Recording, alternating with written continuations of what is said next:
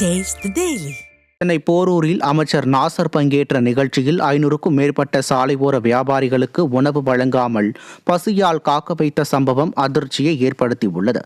தமிழ்நாடு உணவு பாதுகாப்புத்துறை சார்பில் சாலையோர உணவு வணிகர்களுக்கான விழிப்புணர்வு மற்றும் பதிவு சான்று வழங்கும் நிகழ்ச்சி போரூரில் கடந்த சனிக்கிழமை நடைபெற்றது. காலை 10 மணிக்கு நடைபெறும் என்ற நிலையில் நிகழ்ச்சியில் பங்கேற்க 1000க்கும் மேற்பட்ட சாலையோர வியாபாரிகளில் சிலர் 9 மணிக்கே அரங்கத்திற்கு வந்திருந்தனர்.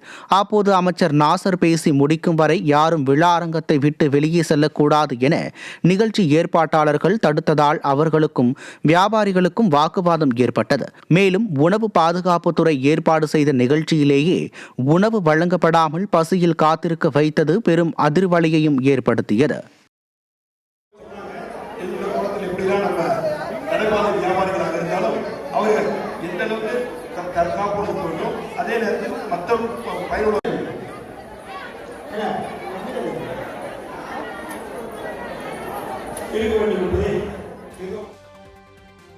தென்காசியில் திமுக கவுன்சிலர் கமிஷன் தொகை கேட்டு திமுக ஒன்றிய குழு தலைவரை மிரட்டும் வீடியோ வெளியாகி அதிர்ச்சியை ஏற்படுத்தியுள்ளது.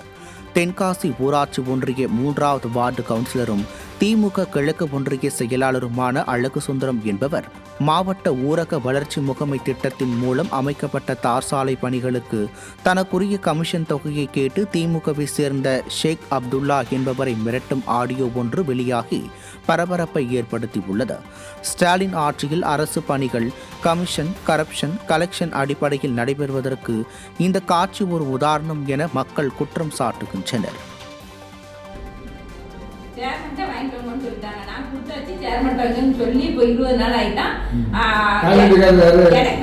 தம்பி கொடுத்தாப்ல